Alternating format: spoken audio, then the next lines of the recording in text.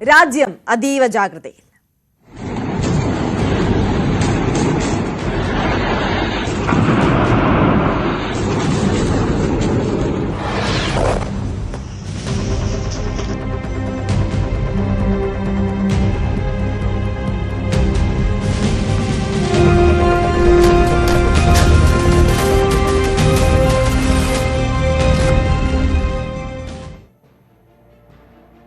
Operation സിന്ദൂരിൽ Indian സൈന്യം തകർത്ത ഭീകര കേന്ദ്രങ്ങളുടെ ഉപഗ്രഹ ചിത്രങ്ങൾ പുറത്തു വന്നു എന്നുള്ളതാണ് ഈ മിനിറ്റിലെ ഏറ്റവും പുതിയ വാർത്ത. ആക്രമണത്തിൽ ഭീകര ആസ്ഥാനങ്ങൾ തരിപ്പണമായതായി വ്യക്തമാക്കുന്നതാണ് കെ പി അഭിലാഷ് ഈ ചിത്രങ്ങൾ.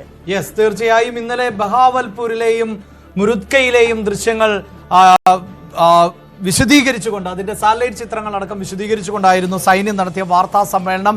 ആ സൈന്യത്തിന്റെ വാർത്താ സമ്മേളനത്തിൽ തന്നെ ഏതൊക്കെ സ്പോട്ടുകളാണ് ലക്ഷ്യം വെച്ചത് എന്നത് വ്യക്തമായിരുന്നു. ഇന്നലെ നമ്മൾ റിപ്പോർട്ട് ചെയ്യുമ്പോൾ കണ്ടതാണ് പാകിസ്ഥാനിൽ നിന്നുള്ള ആളുകൾ തന്നെ, പാകിസ്ഥാനിലെ ജനങ്ങൾ തന്നെ ഇത് സംബന്ധിച്ച ദൃശ്യങ്ങൾ പങ്കുവെക്കുന്നു. അവിടെ ചില വ്ളോഗർമാർ, യൂട്യൂബർമാർ ഒക്കെ എവിടെയായിരുന്നു പാകിസ്ഥാന്റെ സൈന്യം എന്ന് ചോദിക്കുന്ന വിചിത്രമായ ദൃശ്യങ്ങൾ നമ്മൾ കണ്ടതാണ്. അവർ അതായത് നമ്മൾ ആവർത്തിച്ച് പറയുന്ന മർക്കസ് അതിന്റെ ദൃശ്യങ്ങളടക്കം വളരെ കൃത്യമായി മസൂദിനെ ലക്ഷ്യം വെച്ചുകൊണ്ടുള്ള, അസദിനെ ലക്ഷ്യം വെച്ചുകൊണ്ടുള്ള ഭീകരാക്രമണത്തിന് മറുപടി നൽകുക എന്ന ലക്ഷ്യത്തോടെ ഇന്ത്യ നടത്തിയ ആക്രമണത്തിന്റെ ദൃശ്യങ്ങളൊക്കെ നമ്മൾ കണ്ടതാണ്. ഇന്നലെ പ്രേക്ഷകർക്ക് അത് മനസ്സിലാക്കുന്നതിന് വേണ്ടി ആ ദൃശ്യങ്ങൾ എന്തായിരുന്നു, ഈ മർക്കസിന്റെ മുൻപുള്ള ദൃശ്യമെന്നും ഇപ്പോഴത്തെ സാഹചര്യം എന്താ എന്നത് നമ്മൾ പ്രേക്ഷകരെ കാണിച്ചതാണ്. പാകിസ്ഥാനിൽ നിന്ന് തന്നെയുള്ള ദൃശ്യങ്ങളടക്കം ഇന്നലെ പ്രേക്ഷകർ കണ്ടതാണ്. അതിന്റെ കൂടുതൽ വ്യക്തതയാർന്ന ദൃശ്യങ്ങളാണ് ഇപ്പോൾ പുറത്തു വരുന്നത്. ആ രീതിയിൽ എടുത്തു പറയേണ്ടത്, ഈ അന്താരാഷ്ട്ര സമൂഹത്തിന് മുന്നിൽ ഇത്തരം കാര്യങ്ങൾ വിശദീകരിക്കേണ്ടതുണ്ട്. ഇന്ത്യയെ സംബന്ധിച്ചിടത്തോളം പാകിസ്ഥാൻ ഇപ്പോൾ ഐക്യരാഷ്ട്രസഭയുടെ സഹായം തേടുന്നു. പ്രത്യേകിച്ച് ഇന്ത്യ നടത്തിയിട്ടുള്ളത് സാധാരണക്കാരായ വലിയൊരു ഇരവാദം ഉന്നയിക്കുന്ന ഒരു സാഹചര്യം. അതായത് സാധാരണക്കാരായിട്ടുള്ള ജനങ്ങളെയാണ് കൊന്നൊടുക്കിയിരിക്കുന്നത്. ഇത്തരത്തിൽ ഇന്ത്യ അവകാശപ്പെടുന്നത് പോലെ ഭീകരവാദ കേന്ദ്രങ്ങളിലല്ല ആക്രമണം നടത്തിയിട്ടുള്ളത്. അതുകൊണ്ട് ലോക രാജ്യങ്ങളെല്ലാം ഞങ്ങളെ സഹായിക്കണം എന്ന തരത്തിലുള്ള ഒരു ഇരവാദം ഉന്നയിക്കലാണ് ഇന്നലെ പാകിസ്ഥാന്റെ ഭാഗത്ത് നിന്ന് നമ്മൾ കണ്ടത്. ആ ഒരു സാഹചര്യത്തിലാണ് ഇന്ത്യയെ സംബന്ധിച്ചിടത്തോളം ഇത്തരം വിവരങ്ങൾ കൂടി വളരെ പ്രധാനപ്പെട്ടതായി മാറുന്നത്. പാകിസ്ഥാൻ ഇപ്പോൾ ഈ പഹൽഗാമിലെ ഭീകരാക്രമണത്തിന് ശേഷം പോലും ഐക്യരാഷ്ട്രസഭയോടൊക്കെ ആവർത്തിച്ചു കൊണ്ടിരിക്കുന്നത്, ഞങ്ങളുടെ പങ്കിന് ഇന്ത്യയുടെ ഭാഗത്ത് തെളിവില്ല, ഞങ്ങൾ ഒരു അന്താരാഷ്ട്ര തലത്തിലുള്ള അന്വേഷണത്തിന് ഒരുക്കമാണ്, ഞങ്ങൾ സഹകരിക്കാം, ഇന്ത്യയും സഹകരിക്കൂ. ഇതൊക്കെയാണ് പാകിസ്ഥാന്റെ വാദം. പക്ഷേ ഐക്യരാഷ്ട്രസഭയിലെ ബഹുഭൂരിപക്ഷം വരുന്ന രാജ്യങ്ങളും നിരവധിയായ ചോദ്യങ്ങൾ ആണ് ഉന്നയിച്ചത്. ഈ പഹൽഗാമിൽ പിന്നെ ആരാണ് ആക്രമണം നടത്തിയത്, എന്തുകൊണ്ടാണ് ലഷ്കർ ഇ തോയ്ബയുടെ സംഘടന ആയിട്ടുള്ള തീവ്രവാദ സംഘടന TRF ഇതിന്റെ ഉത്തരവാദിത്വം തുടക്കത്തിൽ ഏറ്റെടുത്തത്, അതിനൊക്കെ ഒരു തരം ഉത്തരം മുട്ടിയ സാഹചര്യം ആണ് ഉണ്ടായിരുന്നത്. പക്ഷേ ഇന്ത്യ നടത്തിയിട്ടുള്ള ആക്രമണം എവിടെയായിരുന്നു, എങ്ങനെയുള്ള ആക്രമണമായിരുന്നു, അത് സംബന്ധിച്ച തെളിവുകൾ, വിവരങ്ങൾ ലോകത്തോട് വിളിച്ചു പറയേണ്ടതുണ്ട്. നമുക്ക് സജിത്ത് ചേരുന്നുണ്ട് അല്ലെ? സജിത്ത്, അതാണ് ഇപ്പോൾ ഇന്ത്യ ഇന്നലെ തന്നെ വാർത്താ സമ്മേളനത്തിൽ വ്യക്തമാക്കിയതാണ് നമ്മൾ നൽകിയ മറുപടി എന്ത് എന്നുള്ളത്. ആ ആക്രമണത്തിന്റെ തീവ്രത എത്രത്തോളമായിരുന്നു എന്നുള്ളത് വ്യക്തമാക്കുന്ന കൂടുതൽ ദൃശ്യങ്ങളും വിവരങ്ങളുമാണല്ലോ ഇപ്പോൾ പുറത്തു വന്നുകൊണ്ടിരിക്കുന്നത്. തീർച്ചയായും ഇത് ഇപ്പോൾ പുറത്തു വരുന്നത് സാറ്റലൈറ്റ് ദൃശ്യങ്ങളാണ്. ഉപഗ്രഹ ചിത്രങ്ങൾ കൃത്യമായി തന്നെ തെളിവുകൾ നിരത്തുകയാണ്. ഇന്ത്യൻ മിസൈൽ ആക്രമണം പാകിസ്ഥാനിലെ ഭീകര കേന്ദ്രങ്ങളിൽ എത്ര കണ്ട് വലിയ നാശനഷ്ടം വിതച്ചു എന്നതിൻ്റെ കൃത്യമായ തെളിവുകൾ കൂടിയാണ്. ഇത് ഇപ്പോൾ പുറത്തു വരുന്ന രണ്ട് ദൃശ്യങ്ങൾ രണ്ട് പ്രധാനപ്പെട്ട ഇടങ്ങളിലാണ് ഇന്ത്യ ലക്ഷ്യമിട്ട രണ്ട് ഇടങ്ങൾ. ഒന്ന് ബഹവൽപൂരിലെ ജെയ്ഷെ കേന്ദ്രങ്ങളിൽ ഇന്ത്യ നടത്തിയ ആക്രമണമാണ്. ആ ജെയ്ഷെ കേന്ദ്രങ്ങളിൽ ഇന്ത്യ നടത്തിയ ആക്രമണങ്ങൾ എത്ര കണ്ട് രീതിയിൽ നാശനഷ്ടമുണ്ടാക്കി എന്നതാണ് ഈ സാറ്റലൈറ്റ് ചിത്രങ്ങൾ തെളിയിക്കുന്നത്.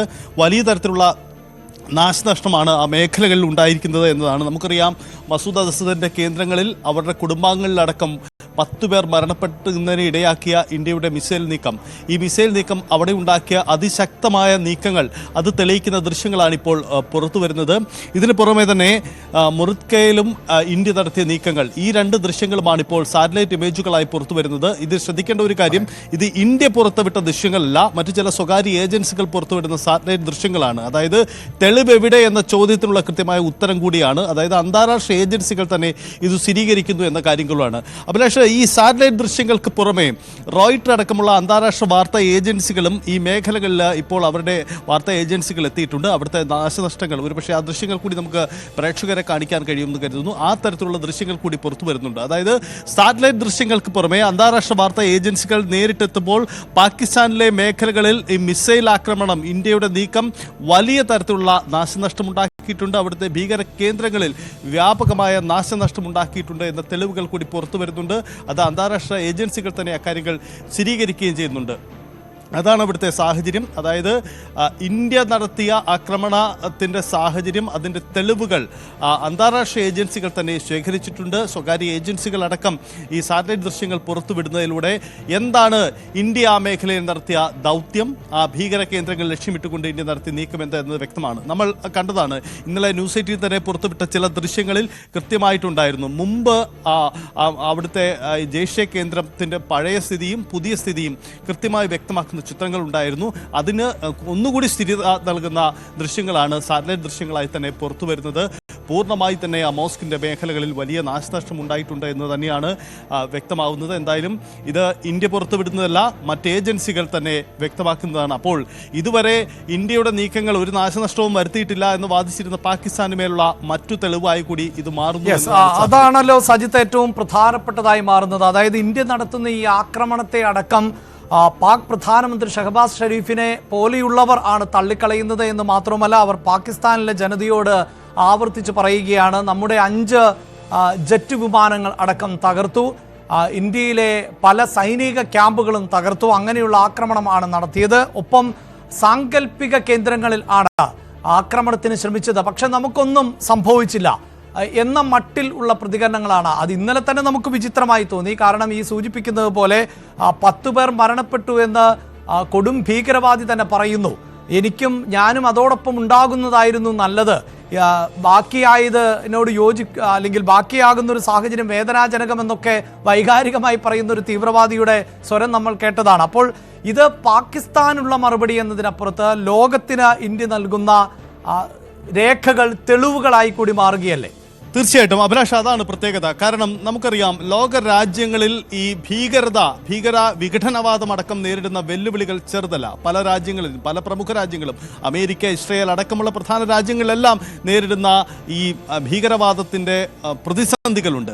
അത്തരം രാജ്യങ്ങളുടെ മുൻനിരയിലേക്ക് ഭീകരവാദത്തിനെതിരെ, ടെററിസത്തിനെതിരായ ശക്തമായ മുന്നണി പോരാളിയാണ് തങ്ങളെന്ന് തെളിയിക്കാൻ കൂടി ഇന്ത്യക്ക് അവസരമുണ്ട്. കാരണം നമ്മൾ ലക്ഷ്യമിട്ടത് പാകിസ്ഥാനിലെ ശത്രുരാജ്യത്തിൻ്റെ അവരുടെ സാമ്പത്തിക മേഖലകളെയല്ല, അവരുടെ സൈനിക ശക്തിയെയല്ല, അവിടുത്തെ സാധാരണ ജനങ്ങളെയല്ല, അവിടുത്തെ ഭൗതിക സാഹചര്യങ്ങളെയല്ല, മറിച്ച് ഭീകരവാദ കേന്ദ്രങ്ങൾ മാത്രമാണ് ലക്ഷ്യമിടുന്നത്. അതിർത്തിക്കപ്പുറത്ത് നിന്നും 100 കിലോമീറ്റർ അപ്പുറത്തേക്ക് ലക്ഷ്യം വയ്ക്കുന്ന ഒരേ ഒരു ഇടമാണ് നമുക്ക് പദ്ധതി ഉണ്ടായിരുന്നത്. മറ്റു നിരവധി പാകിസ്ഥാന്റെ സാമ്പത്തിക ശക്തികളും അല്ലെങ്കിൽ അവർക്ക് മേൽ വലിയ നാശനഷ്ടമുണ്ടാക്കാനുള്ള സാധ്യതകൾ നിരവധി ഉണ്ടായിട്ടും നമ്മുടെ ലക്ഷ്യം ഈ ജെയ്ഷെ കേന്ദ്രം മാത്രമായിരുന്നു. ഞാൻ ഈ ബഹവൽപൂരിന്റെ കാര്യം മാത്രമാണ് സൂചിപ്പിക്കുന്നത്. അവിടെ മാത്രം 100 കിലോമീറ്റർ അപ്പുറത്ത് നിന്നും നമ്മൾ ഇത്തരമൊരു സാധ്യത ഉപയോഗിച്ചെങ്കിൽ അതിലൂടെ ഇന്ത്യയുടെ ശത്രുവിന് അല്ലെങ്കിൽ ഇന്ത്യയിൽ ഭീകരവാദം നടത്തുന്നവർക്കെതിരായ നീക്കത്തിന് അപ്പുറം ലോകരാജ്യങ്ങൾക്ക് മുന്നിലും ഞങ്ങൾ വർഗീയതയെ ചുരത്താൻ അത് മാത്രം തുരത്തുന്നതിന് വേണ്ടി ഒരു നീക്കം നടത്തുന്നു എന്നതാണ്. ഒരുപക്ഷെ അന്താരാഷ്ട്ര വാർത്താ ഏജൻസികളൊക്കെ കൂടുതൽ ശ്രദ്ധ ഇക്കാര്യത്തിൽ വെക്കുന്നതിന് കാരണവും അതാണ്. ജെയ്ഷെ മുഹമ്മദിന് പിന്തുണ കൊടുത്തിരുന്നു, അല്ലെങ്കിൽ ഭീകരവാദത്തിന് പാകിസ്ഥാൻ പിന്തുണ കൊടുത്തിരുന്നു എന്ന് ഇന്ത്യ പതിറ്റാണ്ടുകളായി വാദിക്കുന്ന നിലപാടാണ്. അതൊന്നുകൂടി ശക്തമായി ഉന്നയിക്കാൻ ഈ അവസരം, ഈ തെളിവുകൾ മുന്നിലേക്ക് വരുന്നു എന്ന സാഹചര്യമാണ്. ഇതാ ഇപ്പോൾ പ്രേക്ഷകർ കാണുന്ന ദൃശ്യങ്ങൾ അവിടെ റോയിട്ടർ അടക്കമുള്ള വാർത്താ ഏജൻസികൾ ചെന്ന് പകർത്തിയ ദൃശ്യങ്ങളാണ്. ഈ ദൃശ്യങ്ങളും അവിടെ ഉണ്ടായ ഈ ഭീകരവാദ കേന്ദ്രങ്ങളുടെ ദൃശ്യങ്ങളടക്കം വ്യക്തമാക്കുന്നുണ്ട്. ഇന്ത്യ തൊടുത്തുവിട്ട ആ മിസൈലിന്റെ അവശിഷ്ടങ്ങളുടെ ഒക്കെ ദൃശ്യങ്ങളടക്കം പുറത്തു വരികയും ചെയ്തിട്ടുണ്ട്. അങ്ങനെ അന്താരാഷ്ട്ര വാർത്താ ഏജൻസികൾ തന്നെ ചെന്ന് അവിടുത്തെ ഈ സാഹചര്യങ്ങൾ നേരിട്ട് ബോധ്യപ്പെടുന്നു എന്ന സാഹചര്യങ്ങളുണ്ട്. അഭിലാഷ്, ഒരു കാര്യം കൂടി നമുക്ക് പ്രേക്ഷകരെ അറിയിക്കാനാവും. അവിടെ ഉണ്ടാക്കിയ നാശനഷ്ടം സംബന്ധിച്ച് പാകിസ്ഥാനിലെ ഡെപ്യൂട്ടി കമ്മീഷണർ കൂടി തന്നെ ഈ സ്ഥലത്ത് നിന്നുള്ള സ്ഥിരീകരണം സംബന്ധിച്ച വാർത്തകൾ കൂടി വരുന്നുണ്ട്. ഞങ്ങളുടെ മേഖലയിൽ വ്യാപകമായ നാശനഷ്ടം ഉണ്ടായിട്ടുണ്ട്, മിസൈൽ വന്ന് പതിച്ച നാശനഷ്ടമുണ്ടായി എന്ന കാര്യം അവർ തന്നെ സ്ഥിരീകരിക്കുന്നുണ്ട്. NIA അടക്കമുള്ള വാർത്താ ഏജൻസികൾ പ്രതികരണമൊക്കെ പുറത്തുവിട്ടുണ്ട്. ഒരുപക്ഷെ പ്രേക്ഷകരെ നമുക്കത് കേൾപ്പിക്കാം. തീർച്ചയായും. അതായത് സജിത്ത്, ആര്യ, ഇതിപ്പോൾ ഈ ദൃശ്യങ്ങൾ ഒരുപക്ഷെ അല്പസമയം മുമ്പ് ആര്യ എന്നോട് ചോദിച്ചൊരു പ്രധാനപ്പെട്ട ചോദ്യമുണ്ടല്ലോ. അതായത് പാകിസ്ഥാന്റെ തീവ്രവാദ കേന്ദ്രങ്ങൾ ഇനിയും ഇന്ത്യ സ്പോട്ട് ചെയ്തിട്ടുണ്ട് എന്ന്. നോക്കൂ, പാകിസ്ഥാൻ ലോകത്തോട് പറയുന്നത് ഞങ്ങൾ ഭീകരവാദത്തെ ഉന്മൂലനം ചെയ്തു കഴിഞ്ഞു. ഒരു കാലഘട്ടത്തിൽ ഭീകരവാദികൾ ഉണ്ടായിരുന്നു, ഇപ്പോൾ അങ്ങനെ തീവ്രവാദികളില്ല, ഭീകരവാദികളില്ല, അങ്ങനെ ഒരു പ്രവർത്തനവുമില്ല എന്ന് പറയുമ്പോൾ ഈ കെട്ടിടങ്ങൾ കണ്ടാലറിയാം. സാധാരണ നിലയിൽ ഇപ്പോൾ ഒരു തീവ്രവാദ കേന്ദ്രം എന്നൊക്കെ പറയുമ്പോൾ അത് രഹസ്യ സ്വഭാവത്തോടു കൂടി പ്രവർത്തിക്കുക, അല്ലെങ്കിൽ ബങ്കറുകളിൽ പ്രവർത്തിക്കുക. ഇത് അത്യാധുനിക സൗകര്യങ്ങളോടുകൂടിയ ഇടങ്ങൾ ആണ്, കെട്ടിട സമുച്ചയങ്ങളാണ്. അതിൽ മതപഠനശാലകളുണ്ട് എന്നൊക്കെ പറയുമ്പോൾ അതൊരു തരം വികാരങ്ങളെ ഉണർത്തുക എന്നുള്ളതാണ്. ഇപ്പോൾ നമുക്കറിയാം ഇതൊക്കെ കാണുമ്പോൾ ഇത് മതപഠനശാലയാണ് ആക്രമിച്ചത് എന്നുള്ളതാണ്. അത് തെറ്റായ വാദമാണ് പാകിസ്ഥാൻ. ഇവിടെ നടക്കുന്നത് മതപഠനമല്ല, മറിച്ച് തീവ്രവാദ പ്രവർത്തനങ്ങളാണ്. കൃത്യമായ ട്രെയിനിങ് നൽകുന്നു. ആ ട്രെയിനിങ്ങിലേക്ക് യുവാക്കളെ അടക്കം ആകർഷിക്കുന്ന തരത്തിലുള്ള ഓഫറുകൾ വെക്കുന്നു. പലപ്പോഴും ഈ അന്താരാഷ്ട്ര ഏജൻസികൾ റിപ്പോർട്ട് ചെയ്യുന്നത് ഈ തീവ്രവാദ പ്രവർത്തനത്തിന്റെ ഭാഗമാകുന്നവരുടെ കുടുംബത്തിൻ്റെയൊക്കെ ഉത്തരവാദിത്തം ഏറ്റെടുക്കുന്നു. അവർക്ക് വലിയ ഫണ്ടിങ് ഉണ്ടാകുന്നു. സൈന്യം പൂർണ്ണമായ, ഇതിപ്പോൾ കണ്ടാൽ തന്നെ അറിയാമല്ലോ ഈ ദൃശ്യങ്ങൾ എന്നത് ഇതൊരു ഒളി സങ്കേതമൊന്നുമല്ല ആര്യ. ഇത് വളരെ കൃത്യമായി പാകിസ്ഥാന്റെ അറിവോടുകൂടി, അവിടുത്തെ ഭരണകൂടത്തിന്റെ അറിവോടുകൂടി, സൈന്യത്തിന്റെ സുരക്ഷിതമായ കരങ്ങളിൽ പ്രവർത്തിക്കുന്ന തീവ്രവാദ കേന്ദ്രങ്ങൾ ആണ്. അതെ കെ പി, ഇപ്പോ ഈ ദൃശ്യങ്ങളിൽ കാണും, ഈ ദൃശ്യങ്ങൾ പുറത്തു വന്നതോടുകൂടി ലോകത്തിന് മനസ്സിലാവുന്ന രണ്ട് കാര്യങ്ങളുണ്ട്. ഒന്ന്, ഈ കഴിഞ്ഞ ദിവസം പാകിസ്ഥാൻ നടത്തിയിട്ടുള്ള ഇരവാദം അത് പൊളിഞ്ഞു വീഴുകയാണ് എന്നുള്ളതാണ്. മാത്രമല്ല, പാകിസ്ഥാൻ ഇതുവരെ പറഞ്ഞതുപോലെ അല്ല, ഇപ്പോഴും പാകിസ്ഥാൻ ഭീകരവാദത്തെ പാലൂട്ടി വളർത്തിക്കൊണ്ടിരിക്കുകയാണ് എന്നതുകൂടി ഈ ദൃശ്യങ്ങളിൽ നിന്ന് ലോകത്തിന് മനസ്സിലായിട്ടുണ്ടാകും അല്ലേ? തീർച്ചയായും. ഇന്നലെ പ്രധാനമായും നമുക്ക് പങ്കുവെക്കാൻ സാധിച്ച ദൃശ്യം എന്നത് മർക്കസ് സുബാനല്ല എന്ന ജെയ്ഷെ മുഹമ്മദിന്റെ പ്രധാനപ്പെട്ട കേന്ദ്രമാണ്. എങ്കിൽ ലഷ്കർ ഇ തോയ്ബയുടെ, ജെയ്ഷെ മുഹമ്മദിന്റെ, ഹിസ്ബുൾ മുജാഹിദിന്റെ ഒക്കെ കേന്ദ്രങ്ങളിൽ ആക്രമണം നടത്തിയെന്ന് ഇന്ത്യ പറഞ്ഞിരുന്നു. ഇതിൽ സജിത്ത് റിപ്പോർട്ട് ചെയ്തപ്പോൾ എനിക്ക് തന്നെ അതിലൊരു കൗതുകം തോന്നിയത്, ഇത് ഇന്ത്യ പുറത്തുവിടുന്ന ദൃശ്യങ്ങൾ എന്ന് നമുക്ക് പറയാൻ സാധിക്കില്ല. അന്താരാഷ്ട്ര മാധ്യമം, അതായത് ഇന്ത്യ ഇപ്പോഴും ഒരു വീരവാദത്തിനും മുതിർന്നിട്ടില്ല, ഞങ്ങൾ ഭീകര കേന്ദ്രങ്ങൾ മാത്രമാണ് ആക്രമിച്ചിട്ടുള്ളൂ എന്നാണ് ഇന്ത്യ പറഞ്ഞത്. ഒരു തീവ്രവാദിയുടെ പേര് പോലും ആര്യ ഇന്നലെ വാർത്താ സമ്മേളനത്തിൽ പറഞ്ഞിട്ടില്ല, സൈന്യം പറഞ്ഞിട്ടില്ല, ഇന്ത്യയുടെ പ്രധാനമന്ത്രി പറഞ്ഞിട്ടില്ല, പ്രതിരോധ മന്ത്രിയോ ആഭ്യന്തരമന്ത്രിയോ പറഞ്ഞിട്ടില്ല. പക്ഷേ അതിനർത്ഥം ആരെയൊക്കെ വധിച്ചു എന്ന് ഇന്ത്യക്ക് അറിയില്ല എന്നായിരിക്കണമെന്നില്ല. കൃത്യമായ ബോധ്യമുണ്ടാകണം ഇന്ത്യക്ക്. പക്ഷേ അതാണ് നേരത്തെ നമ്മൾ സൂചിപ്പിച്ചത്, എന്തുകൊണ്ട് ആ 9 കേന്ദ്രങ്ങൾ തെരഞ്ഞെടുത്തു എന്നുള്ളതിന് കൃത്യമായ ഉത്തരം, ലക്ഷ്യം ഇന്ത്യക്കുണ്ട് എന്നുള്ളത്. അതിൽ കൃത്യമായി ഇന്ത്യ പറഞ്ഞത് തീവ്രവാദത്തിന്റെ നഴ്സറി സ്കൂൾ മുതൽ ലോഞ്ചിങ് പാട് വരെ എന്നാണ്. നമുക്കറിയാമല്ലോ, ഇപ്പോൾ നഴ്സറി സ്കൂളിൽ നടക്കുന്നത് ആദ്യ അക്ഷരങ്ങളാണ് നമ്മൾ നഴ്സറിയിൽ പഠിക്കുന്നത്. എങ്കിൽ തീവ്രവാദത്തിലേക്ക് ആകൃഷ്ടരാകുന്നവരെ എവിടെയാണ് ട്രെയിനിങ് നൽകുന്നത്? അത് മുതൽ ലോഞ്ച് പല തരത്തിലുള്ള ട്രെയിനിങ് ഉണ്ട്. ഒന്ന് ചാവേർ ആക്രമണത്തിന് ട്രെയിൻ ചെയ്യുന്നവരെ ഉണ്ട്, അതിർത്തിയിൽ നുഴഞ്ഞുകയറ്റത്തിന് ട്രെയിൻ ചെയ്യുന്നവരുടെ താവളങ്ങൾ കഴിഞ്ഞ ദിവസം തകർത്തിരുന്നു. അതോടൊപ്പം ഈ പ്രത്യേകിച്ച് എടുത്തു പറഞ്ഞാൽ പഹൽഗാം ഭീകരാക്രമണത്തിന് നേതൃത്വം നൽകിയ ആളുകളുടെ താവളങ്ങൾ കൂടി ലക്ഷ്യം വെച്ചുള്ള ഒരു ആക്രമണമായിരുന്നു. അതായത് ചാവേറാകാനും കൊല്ലാനും മരിക്കാനും തയ്യാറാകുന്ന തരത്തിലേക്ക് തീവ്രവാദികളെ രൂപപ്പെടുത്തിയെടുക്കുന്ന ഒരു ലിങ്ക്, ഒരു ശൃംഖല. ആ ശൃംഖലയിൽപ്പെട്ട 9 കേന്ദ്രങ്ങൾ. സഹിത്ത് ഒരു കാര്യം കൂടിയുള്ളത്, ഇപ്പോഴും ഇന്ത്യ ഔദ്യോഗികമായി പാകിസ്ഥാനിലെ പ്രധാനപ്പെട്ട കുപ്രസിദ്ധരായ ഏതൊക്കെ തീവ്രവാദികളെ വധിച്ചു എന്ന് പറയുന്നില്ല. പക്ഷേ ഇന്നലെ തന്നെ നമ്മൾ കണ്ടതാണ് 10 പേർ കൊല്ലപ്പെട്ടു എന്ന തരത്തിലുള്ള പ്രതികരണം അടക്കം അവർ തന്നെ, തീവ്രവാദികൾ തന്നെ നടത്തിയിട്ടുള്ളത്. ഇതിപ്പോൾ മനസ്സിലാക്കേണ്ടത് എന്താണ്? ഒരുപക്ഷെ ഈ പുറത്തു വന്ന 600ഓളം ഭീകരരെ വധിച്ചിട്ടുണ്ട് എന്ന തരത്തിലൊക്കെ ഈ വാർത്താ ഇൻപുട്ടുകൾ ഇന്നലെ പുറത്തു വരുന്നുണ്ടായിരുന്നു. സജിത്ത്, അപ്പോൾ വലിയ പ്രഹരം, അതായത് ഇന്നലെ കണ്ടതൊന്നുമല്ല, അതിനപ്പുറത്തുള്ള കനത്ത പ്രഹരം തന്നെയാണ് ഇന്ത്യ ഈ തീവ്രവാദ കേന്ദ്രങ്ങളിൽ ഏൽപ്പിച്ചത് എന്ന് തന്നെയല്ലേ ഈ ദൃശ്യങ്ങൾ പറയുന്നത്? തീർച്ചയായും അത് വളരെ വ്യക്തമാണ്. കാരണം അതിശക്തമായ പ്രഹരം അവിടെ അവർ കേട്ടിട്ടുണ്ട്. അത് ഏറെക്കുറെ സ്ഥിരീകരിക്കപ്പെടുകയും ചെയ്യുന്നുണ്ട്. പാക് ഡെപ്യൂട്ടി കമ്മീഷണർ ആ സ്ഥലത്തെത്തിയതിനു ശേഷം മിസൈൽ ഉണ്ടായതും മിസൈൽ ഉണ്ടാക്കിയ നാശനഷ്ടങ്ങളും പ്രദേശത്ത് നിന്ന് തന്നെ വിവരിക്കുന്ന വീഡിയോകൾ ഇതിനിടയിൽ പുറത്തു വന്നിട്ടുണ്ട്. അതിൽ തന്നെ വ്യക്തമാക്കുന്നുണ്ട് എന്തായിരുന്നു അവിടുത്തെ സാഹചര്യം. ഉണ്ടാക്കിയ വലിയ നാശനഷ്ടമൊക്കെ അവർ ഔദ്യോഗികമായി തന്നെ സ്ഥിരീകരിക്കുന്ന തരത്തിലേക്ക് സാഹചര്യങ്ങൾ മാറുന്നുണ്ട്. കാരണം ആ തരത്തിലേക്ക് പാകിസ്ഥാൻ അത് അംഗീകരിക്കേണ്ടി വരുന്നു എന്നതാണ് ചിത്രം. ഒരുപക്ഷെ പ്രേക്ഷകരെ നമുക്ക് അറിയിക്കാനാവും. പാക് ഡെപ്യൂട്ടി കമ്മീഷണർ അടക്കം ആ പ്രദേശത്തെത്തിയിട്ട് വിശദീകരിക്കുന്നുണ്ട്. മിസൈൽ വന്നു, മിസൈൽ ഉണ്ടാക്കിയ നാശനഷ്ടങ്ങളും മറ്റും അവർ വിശദീകരിക്കുന്ന കാര്യം കൂടി വ്യക്തമാവുന്നുണ്ട്. ഒരുപക്ഷെ നമുക്ക് പ്രേക്ഷകരെ കൂടി അത് കേൾപ്പിക്കാനാവും. Missiles were fired by India in the premises we are standing, and the other 2 attacks were carried out after a brief gap, and the whole 4 attacks were carried out in less than 10 minutes. So 4 buildings have been demolished. One is the admin block just behind you, and the mosque behind me, and additionally 2 residences. Yes, ഇതാണ് ആര്യ. ആ പ്രതികരണത്തിൽ നമ്മൾ കേട്ടു mosque എന്നാണ് അദ്ദേഹം പറയുന്നത്. അത് തന്നെ ലോകത്തെ തെറ്റിദ്ധരിപ്പിക്കുക, പാകിസ്ഥാനെ തെറ്റിദ്ധരിപ്പിക്കുക, ഒരു പരിധിവരെയെങ്കിലും ഇന്ത്യയിലെ ജനങ്ങളെയും നമുക്കെല്ലാവർക്കും വിശ്വാസം ഉള്ള ആളുകളാണ്. വിശ്വാസികളല്ലാത്തവരും ഉണ്ടാകാം, വ്യത്യസ്തമായ ജാതി മത വിശ്വാസങ്ങൾ ഉള്ളവരാണ്. അപ്പോൾ സ്വാഭാവികമായും ഇപ്പോൾ ഇന്ത്യയിൽ ഒരു ആരാധനാ കേന്ദ്രം ആക്രമിക്കപ്പെട്ടു, തകർക്കപ്പെട്ടു എന്ന് പറയുമ്പോഴോ അല്ലെങ്കിൽ ലോകത്ത് എവിടെ തകർക്കപ്പെട്ടു എന്ന് പറയുമ്പോഴും ആ വിശ്വാസധാരയിലുള്ളവർക്ക് ഒരു പ്രയാസമുണ്ടാകും. അതാണ് അവർ തന്ത്രപരമായി ആക്രമണ സമയത്തും അവർ ലക്ഷ്യം വെച്ചത് അത് തന്നെയായിരുന്നല്ലോ. മതം ചോദിച്ച് വെടിവെച്ചത് മറ്റൊന്നിനുമല്ലല്ലോ. ഇത്തരത്തിലൊരു ഭിന്നത നമ്മുടെ രാജ്യത്ത് ഉണ്ടാക്കുക, അതുവഴി മുതലെടുപ്പ് നടത്തുക എന്നതായിരുന്നു. പക്ഷെ അത് രാജ്യം നമ്മൾ ഒറ്റക്കെട്ടായിട്ട് നിന്ന് ചെറുത്തു എന്നുള്ളത് യാഥാർത്ഥ്യമാണ്. നമ്മൾ ഒരുമിച്ച് ഒറ്റ മനസ്സോടെ പോരാടിക്കൊണ്ടിരിക്കുകയാണ്.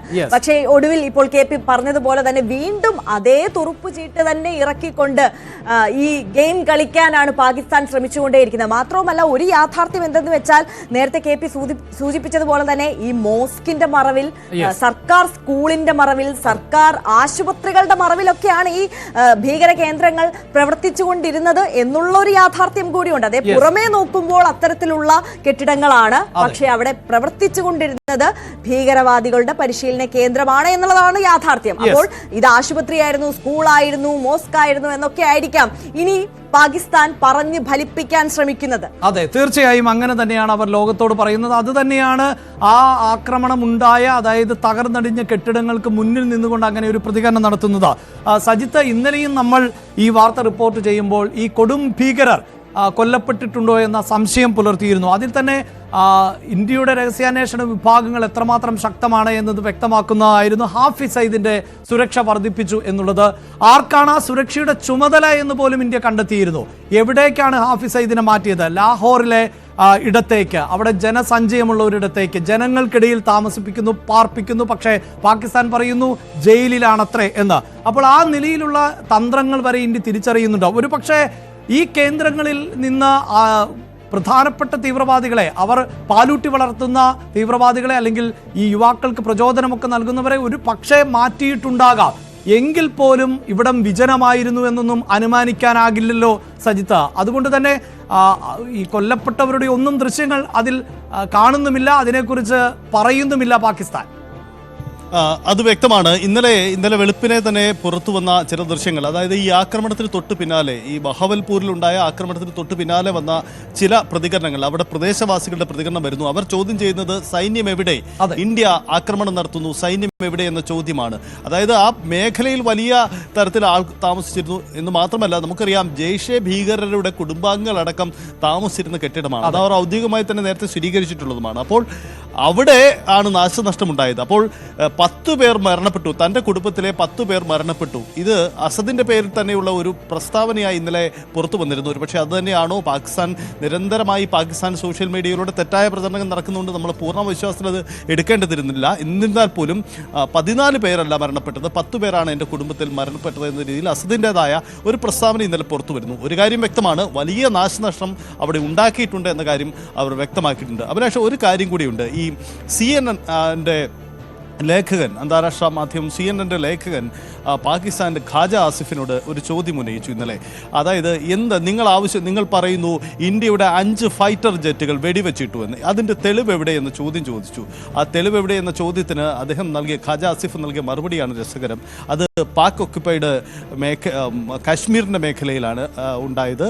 അവിടെ അത് സംബന്ധിച്ച തെളിവുകൾ സോഷ്യൽ മീഡിയയിൽ ഉണ്ട് എന്നതാണ് അദ്ദേഹത്തിൻ്റെ വാദം. അതിനപ്പുറത്തേക്ക് ഒരു തെളിവുകളും പങ്കുവച്ചില്ല. അതായത് പാകിസ്ഥാൻ ഔദ്യോഗികമായി വലിയ അവകാശവാദം ഉന്നയിക്കുന്നുണ്ട്. ഇന്ത്യയുടെ നിരവധി സംവിധാനങ്ങളെ വെടിവെച്ച് തകർക്കാൻ കഴിഞ്ഞു, 5 ഫൈറ്റർ ജെറ്റുകളെ വെടിവെച്ചിട്ടു എന്ന്. പക്ഷേ അതിനൊന്നും തെളിവുകൾ ഇതുവരെ. തീർച്ചയായും സജിത്ത്, ഈ സോഷ്യൽ മീഡിയയിൽ വ്യാപകമായിരുന്നു. പാകിസ്ഥാനിലെ സോഷ്യൽ മീഡിയകളിൽ പാകിസ്ഥാൻ വെടിവെച്ചിട്ട ഇന്ത്യയുടെ ജെറ്റുകളുടെ ദൃശ്യങ്ങളൊക്കെ വ്യാപകമായിരുന്നു. അത് പക്ഷേ വീഡിയോ ഗെയിമിൽ നിന്ന് മോഷ്ടിച്ചതും ഗാസയിൽ നിന്ന് മോഷ്ടിച്ചതുമായ ദൃശ്യങ്ങളൊക്കെ ആയിരുന്നു എന്ന് ഫാക്ട് ചെക്കേഴ്സ് വളരെ കൃത്യമായി തെളിയിച്ചും കൊടുത്തു.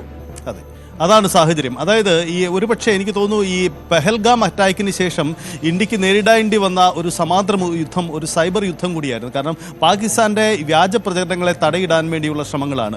PIBയുടെ ഫാക്ട് ചെക്ക് വിഭാഗം തന്നെ ഇതിനുവേണ്ടി നിരന്തരമായി പണിയെടുക്കേണ്ടി വരുന്നുണ്ട്, ഇപ്പോഴും പണിയെടുക്കുന്നുമുണ്ട്. കാരണം അത്തരം വ്യാജ ദൃശ്യങ്ങൾ പുറത്തു വരുന്നുണ്ട്. ഇന്ത്യയുടെ ഫൈറ്റർ ജെറ്റ് വെടിവെച്ചിട്ടു എന്ന് പറഞ്ഞ് ഇന്നലെ പ്രചരിപ്പിക്കപ്പെട്ട ദൃശ്യം 2024 ഇന്ത്യയിൽ നടന്ന ഒരു ആക്സിഡന്റുമായി ബന്ധപ്പെട്ട് വന്ന ദൃശ്യങ്ങളാണ്. ആ ദൃശ്യങ്ങൾ തെറ്റായി പ്രചരിക്കപ്പെടുന്നു. ഇങ്ങനെ വ്യാപകമായിട്ടുണ്ട്. ഒപ്പം തന്നെ ഇന്ത്യൻ സർക്കാരിൻ്റെ പേരിൽ തന്നെയുള്ള ചില പ്രസ്താവനകൾ പോലും വ്യാജമായി അത് സോഷ്യൽ മീഡിയയിൽ പ്രചരിപ്പിക്കാൻ പോലും ശ്രമങ്ങൾ നടക്കുന്നുണ്ട്. അതുകൊണ്ടാണ് പല പ്രധാനപ്പെട്ട പാകിസ്ഥാൻ സോഷ്യൽ മീഡിയ ഹാൻഡിലുകൾക്കും ഇന്ത്യയിൽ നിരോധനം ഏർപ്പെടുത്തിയതിന് സാഹചര്യവും അത്തരം തെറ്റായ പ്രചരണങ്ങൾ നടക്കുന്നതിൻ്റെ അടിസ്ഥാനത്തിൽ കൂടിയാണ് എന്നതുകൂടി ഓർക്കുക. എന്തായാലും വലിയ രീതിയിലുള്ള പാകിസ്ഥാൻ പ്രകോപനം ഈ മേഖലയിൽ ഉണ്ടാവുന്നു എന്ന വാർത്ത കൂടി വരുന്നുണ്ട്. അഭിലാഷ്, ഈ നമ്മൾ അതിർത്തിയിലെ സംഘർഷ മേഖല, അതായത് പാകിസ്ഥാന്റെ തിരിച്ചടി, അവർ ഇന്ത്യ നൽകിയ ആക്രമണത്തിന് പ്രത്യാക്രമണം എന്ന രീതിയിൽ അവർ നടത്തുന്നത് സാധാരണ സിവിലിയൻ അറ്റാക്കിനാണ് ശ്രമിക്കുന്നത്.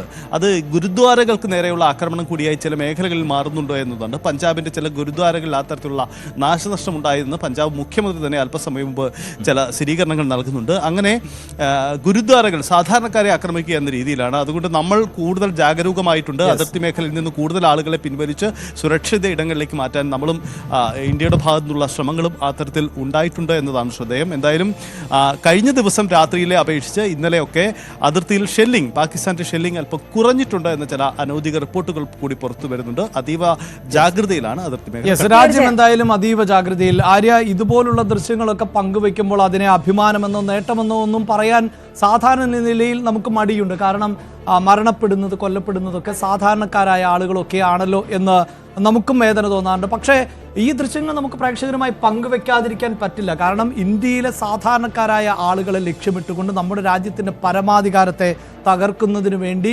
ഗൂഢാലോചന നടത്തുന്ന കേന്ദ്രങ്ങൾ ആണത്. ആ കേന്ദ്രങ്ങളിൽ ആണ് ഇന്ത്യൻ സൈന്യം എങ്ങനെ പ്രഹരമേൽപ്പിക്കാം, അതായത് നമ്മുടെ ബലഹീനതയല്ല എന്ന് നമ്മൾ ആവർത്തിച്ച് പറയുകയാണ്. അതായത് ഈ പ്രകോപനം തുടർച്ചയാണ്. ഇന്ത്യയിലെ അതിർത്തി മേഖലകളിൽ പാകിസ്ഥാനിൽ നിന്നുണ്ടാകുന്ന നുഴഞ്ഞുകയറ്റങ്ങൾ തുടർച്ചയാണ്. അപ്പോഴൊന്നും അവിടെ കയറി അടിക്കുന്ന ഒരു സ്വഭാവം നമുക്കില്ല. ഇതെടുത്തു പറയേണ്ടത് ഇതൊക്കെ പാകിസ്ഥാന്റെ, അതായത് അധിനിവേശ കശ്മീരിന്റെ ഭാഗമല്ല. ഈ ദൃശ്യങ്ങളിൽ തന്നെ അത് വ്യക്തമാണ്. പാകിസ്ഥാനിലെ ഭീകര കേന്ദ്രങ്ങളിൽ ആക്രമിക്കുക എന്ന് പറയുമ്പോൾ അവരുടെ അതിർത്തി കടന്ന് ആ രാജ്യത്തിന്റെ പരമാധികാരത്തിന്മേൽ ഉള്ള കടന്നുകയറ്റമാണ്.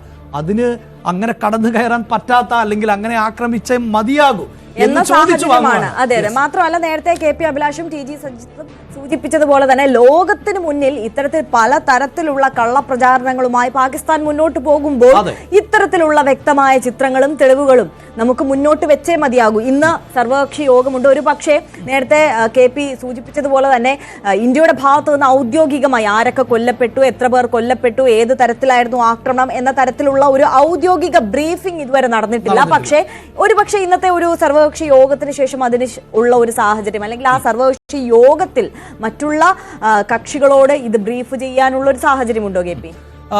എനിക്ക് തോന്നുന്നു, ഞാൻ ആവർത്തിച്ച് പറയുന്നത്, ഈ പാകിസ്ഥാനെ പോലെ നമ്മളൊരു വീരവാദം പറയുക എന്നതിനപ്പുറത്ത് നമുക്ക് ആവശ്യം എന്താണ്? അതായത് ഇന്ത്യയിലേക്കുള്ള തീവ്രവാദ കേന്ദ്ര റിക്രൂട്ട്മെന്റുകൾ കുറയ്ക്കുക, കശ്മീരിനെ ഏറ്റവും സുരക്ഷിതമാക്കുക. അതൊരു പരിധിവരെ നമ്മൾ നേടിയതാണ്. അതിലാണ് ഇപ്പോൾ ഈ പ്രശ്നം സൃഷ്ടിക്കുന്നത്. അതായത് കണക്കുകൾ പ്രകാരം കഴിഞ്ഞ വർഷം 2.5 കോടിയോളം ആളുകൾ ജമ്മു കാശ്മീർ സന്ദർശിക്കുന്നു.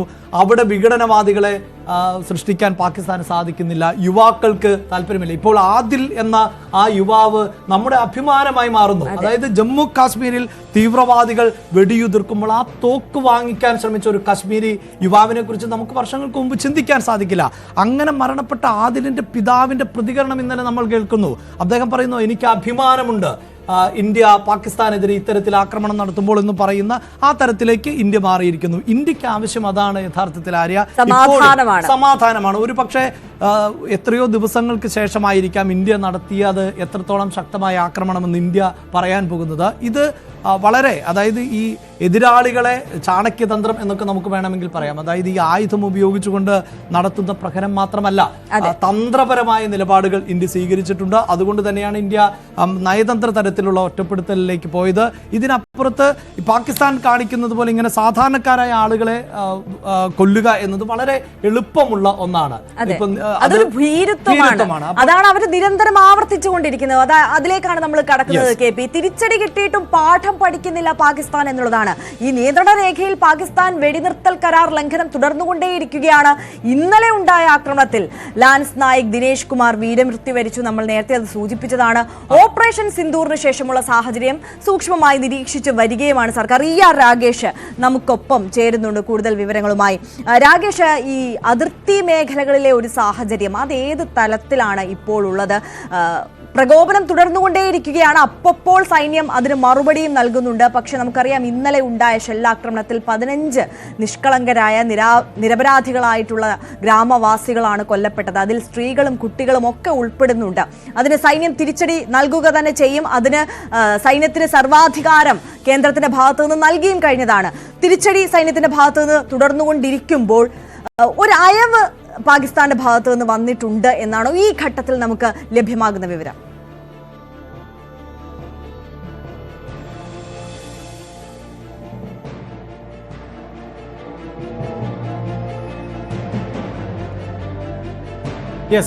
രാകേഷാണ് വാർത്തയുടെ വിശദാംശങ്ങൾ. സാങ്കേതികമായ ചില പ്രശ്നങ്ങളുണ്ട്. എന്തായാലും ആര്യ, ഈ അതിർത്തി പ്രദേശങ്ങളിൽ കനത്ത ജാഗ്രത തുടരേണ്ട ഒരു സാഹചര്യമുണ്ട്. ഇപ്പോൾ ഈ അന്താരാഷ്ട്ര മാധ്യമങ്ങളിൽ ചിലർ റിപ്പോർട്ട് ചെയ്യുന്നതൊക്കെ ഒരു സൈനിക നീക്കത്തിന് അടക്കം പാകിസ്ഥാൻ തയ്യാറെടുക്കുന്നുണ്ട് എന്ന തരത്തിൽ ഒക്കെയാണ് ഇപ്പോൾ ഡെയിലി മെയിൽ റിപ്പോർട്ട് ചെയ്യുമ്പോൾ ചില ദൃശ്യങ്ങളടക്കം. അതും പൂർണ്ണമായും നമുക്ക് വിശ്വസനീയമല്ല എങ്കിൽ പോലും ഈ പാകിസ്ഥാന്റെ യുദ്ധ ടാങ്കുകൾ അതിർത്തിയിലേക്ക് നീങ്ങുന്നു എന്ന തരത്തിലുള്ള ചില സ്റ്റിൽ ഫോട്ടോസ് അടക്കം ആണ് അവർ റിപ്പോർട്ട് ചെയ്യുന്നത്. പാകിസ്ഥാൻ അങ്ങനെ ഒരു തയ്യാറെടുപ്പിലേക്കാണ് എന്നുള്ളത്. അപ്പോൾ എന്താകും ഇനി ആ നീക്കം എന്ന് അറിയില്ല. രാകേഷ് നമുക്കൊപ്പം തുടരുന്നുണ്ട്. രാകേഷ്, അതിർത്തിയിലെ സാഹചര്യം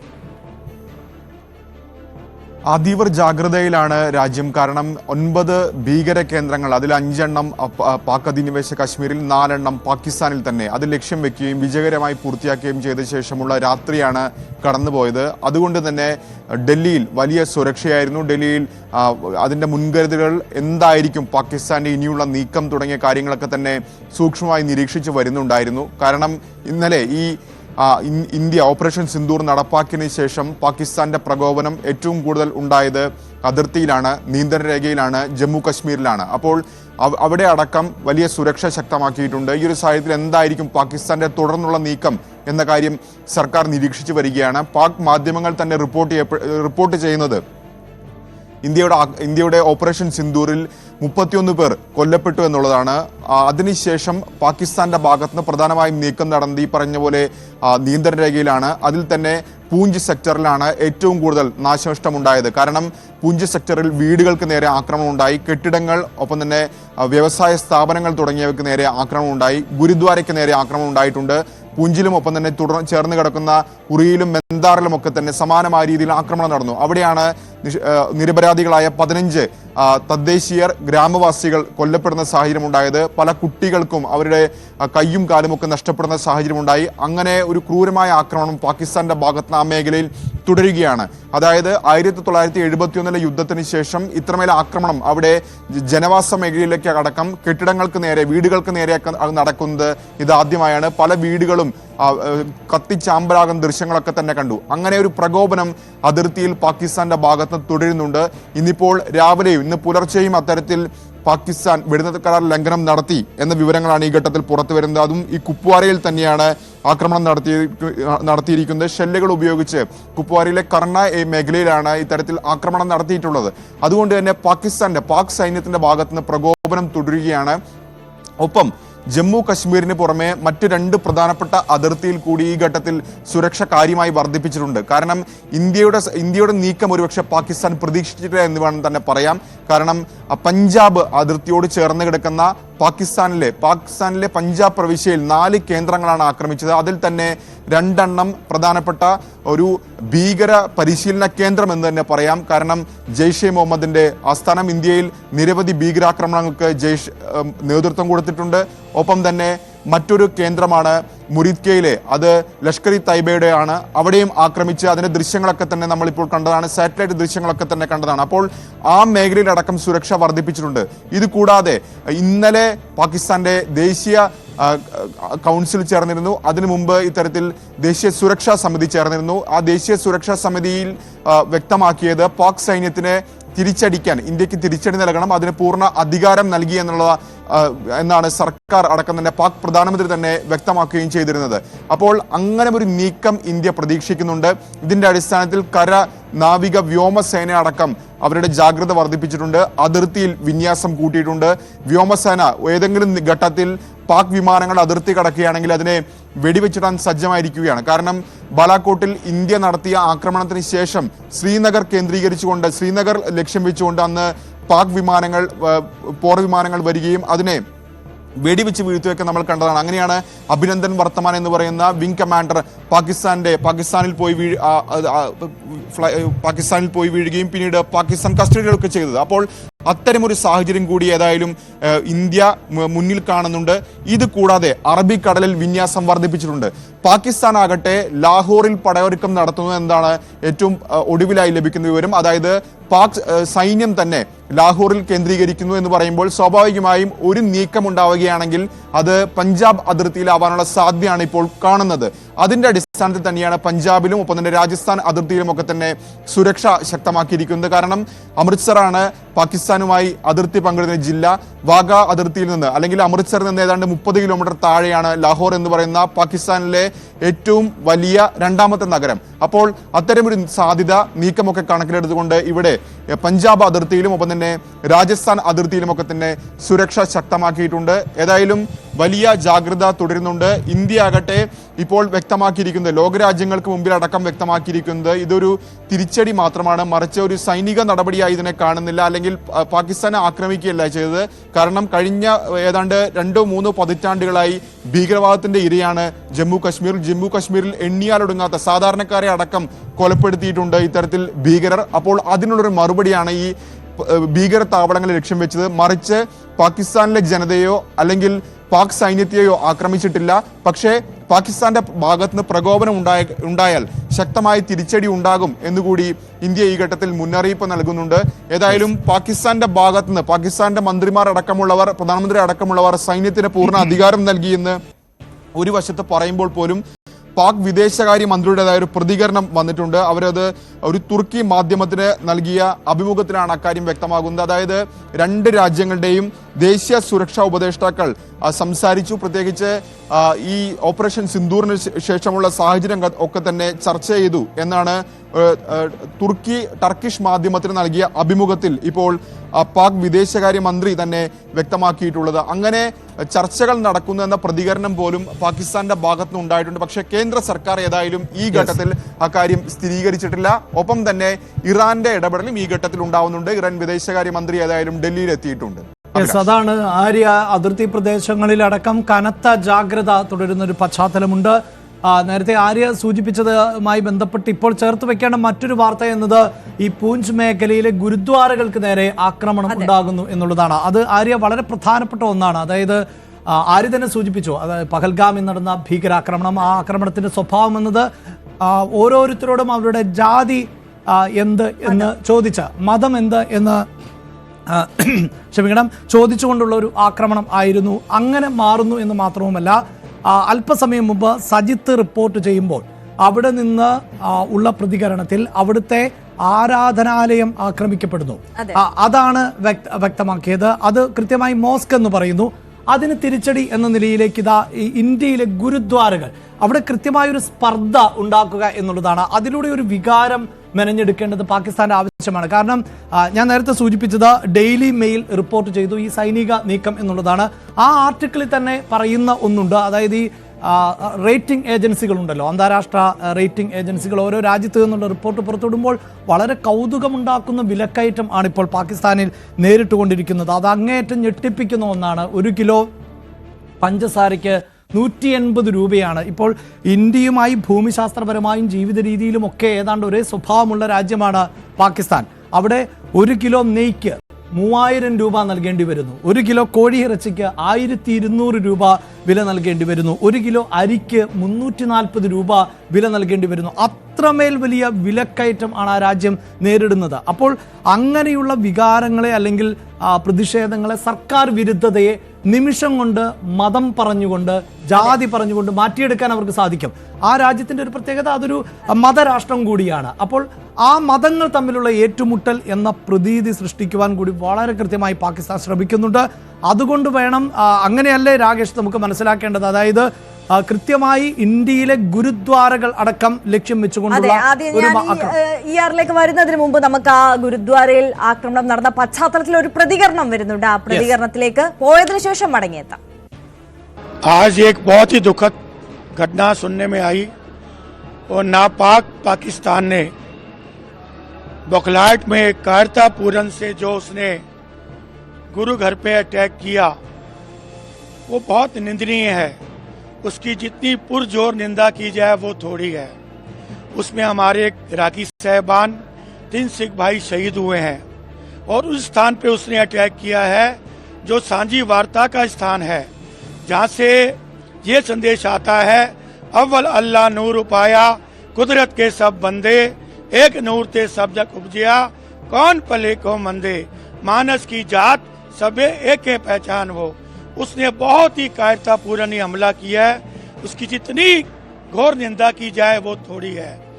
अगर भारत ने आज अटैक किया है पाकिस्तान के ऊपर, तो उन आतंकवादी अड्डों पे, उन कैंपों पे हमला किया है जहां से आतंकवादियों को ट्रेनिंग देके भारत के लिए भेजा जाता था। യെസ്, വളരെ കൃത്യമായി പ്രതികരണങ്ങളിൽ നിന്ന് പാകിസ്ഥാന്റെ ഭാഗത്ത് നിന്ന് ആക്രമണം ഉണ്ടാകുന്നു, ഗുരുദ്വാരകൾ അടക്കം ലക്ഷ്യം വെച്ചുകൊണ്ട്. അത് ഇന്ത്യ നൽകിയ തീവ്രവാദ ആക്രമണത്തിന് ഇന്ത്യ നൽകിയ മറുപടിക്ക്, അതിന്റെ പ്രകോപനത്തിന്റെ ഭാഗമെന്ന് തന്നെയാണ് പ്രതികരണത്തിൽ മനസ്സിലാക്കുന്നത്.